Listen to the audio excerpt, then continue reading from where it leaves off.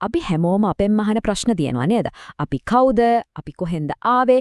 ඉතින් අද අපි කතා කරන්න යන්නේ මේ ප්‍රශ්න වලින් සමහර විට ගැඹුරුම, ඒ වගේම විද්‍යාව කොච්චර දියුණුවුණත් තාමත් විසඳන්න බැරි වුණු මහා අභිරහසක් ගැන. ඒ තමයි ජීවයේ ආරම්භය. බලන්න මේ ප්‍රශ්නේ හරිම සරලයි වගේ පේනවා. ඒත් මේක තමයි තියෙන ගැඹුරුම ප්‍රශ්නයක්. මේ දැවැන්ත විශ්වයේ මේ පුංචි ග්‍රහ ලෝකයේ උඩ ජීවය කියන මේ පුදුමාකාර සංසිද්ධිය පටන් ගත්තේ කොහමද? පුදුමම දේ කියන්නේ අපේ අතේ තියෙන මේ හැම තාක්ෂණයක්ම මේ හැම දැනුමක්ම පාවිච්චි කරලත් මේ ප්‍රශ්නෙට තාමත් 100% නිවැරදි උත්තරයක් හොයාගන්න බැරි වෙලා තියෙනවා. මේක නිකම් ප්‍රශ්නයක් කියලා හිතන්න එපා. නෑ. මේක තමයි සමහර විට විද්‍යාව මුහුණ දෙන ලොකුම ප්‍රහේලිකාව. හිතන්නකෝ විසිරිච්ච ජිග්සෝ පසල් කෑලි 10 ගාණක් තියෙනවා. ඒකෙන් සම්පූර්ණ චිත්‍රය හදනවා වගේ විද්‍යාඥයෝ තාමත් මේ මහා ප්‍රහේලිකාවේ කෑලි එකින් එක ගලප ඉන්නවා. මේ අභිරහස්‍ය කොච්චර පරණද කියලා තේරුම් ගන්න අපි මේ කාලරාමෝ දිහා පොඩ්ඩක් බලමු. පෘථිවිය හැදිලා අවුරුදු බිලියන 4.5ක් විතර වෙනවා. හැබැයි පුදුමම දේ තමයි ඊට ටික කාලයකට පස්සේ, ඒ කියන්නේ අවුරුදු බිලියන 4කට විතර කලින් අපිට පළවෙනි ජීවයේ සලකුණු හම්බ වෙනවා. ඒ කියන්නේ විශ්වීය කාලරාමුවෙන් බැලුවොත් පෘථිවිය මත ජීවය ඇතිවිලා තියෙන්නේ ඇසිපේ ගහන සැනින් වගේ හරිම ඉක්මනට. ඒත් ඒ ඇසිල්ල ඇතුළේ ඇත්තටම සිද්ධ වුණේ මොකක්ද කියන එක තමයි තාමත් ලොකුම අභිරහස. ඉතින් හරියටම උත්තරයක් නැති වුණාට විද්‍යාඥයන්ට ප්‍රධාන සැකකරුවෝ 3 දෙනෙක් ඉන්නවා.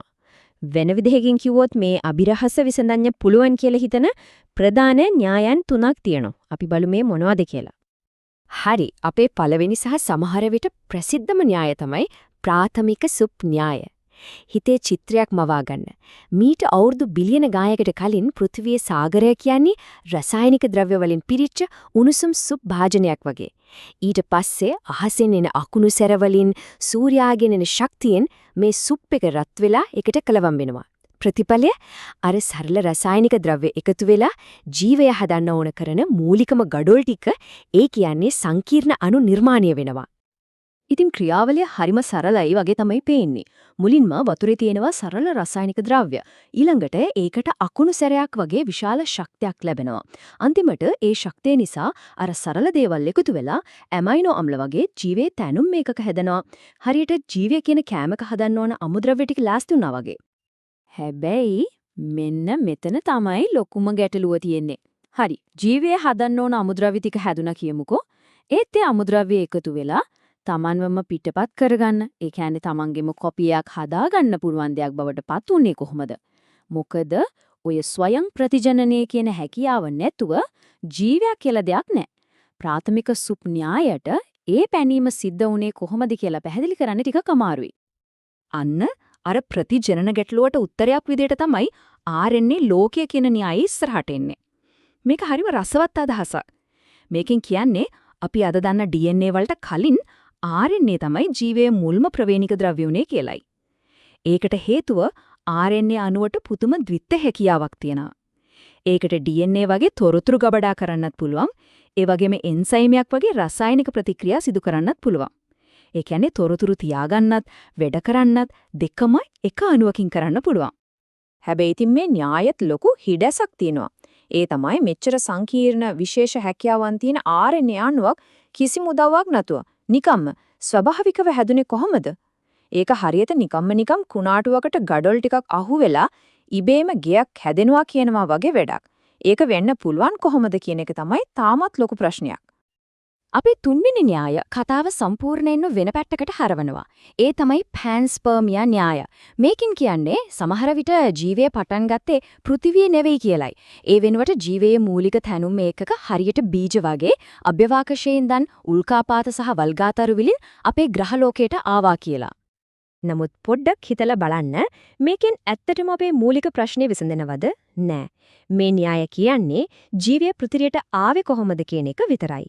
ඒකෙන් ජීවය කියන දේ මුල්ම වතාවට විශ්වයේ කුහේ හරි තැනක හැදෙන්නේ කොහොමද කියන ප්‍රශ්නෙට උත්තරයක් ලැබෙන්නේ නැහැ.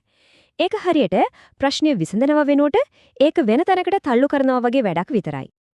ඉතින් අපි දැක්කා අපේ ප්‍රධාන න්‍යායන් තුනේම ලොකු හිඩැස් තියෙනවා.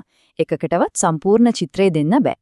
ඒ නිසා අපි දැන් බලමු මේ හැම න්‍යායකටම පොදු තවමත් විසඳන්න බැරි ලොකුම අභිරහස් මොනවද කියලා. මෙන්න තියෙනවා සමහර විට ගැඹුරුම දාර්ශනික සහ විද්‍යාත්මක ගැටලුව. අජීවී ද්‍රව්‍ය සහ ජීවය අතර තියෙන සීමාව හරියටම කොතැනද? එක පැත්තකින් තියෙන්නේ සරල රසායනික ප්‍රතික්‍රියා, අනිත් පැත්තෙන් තියෙන්නේ ස්වයං ප්‍රතිජනනීය වීමේ හැකියාව තියෙන ජීවය.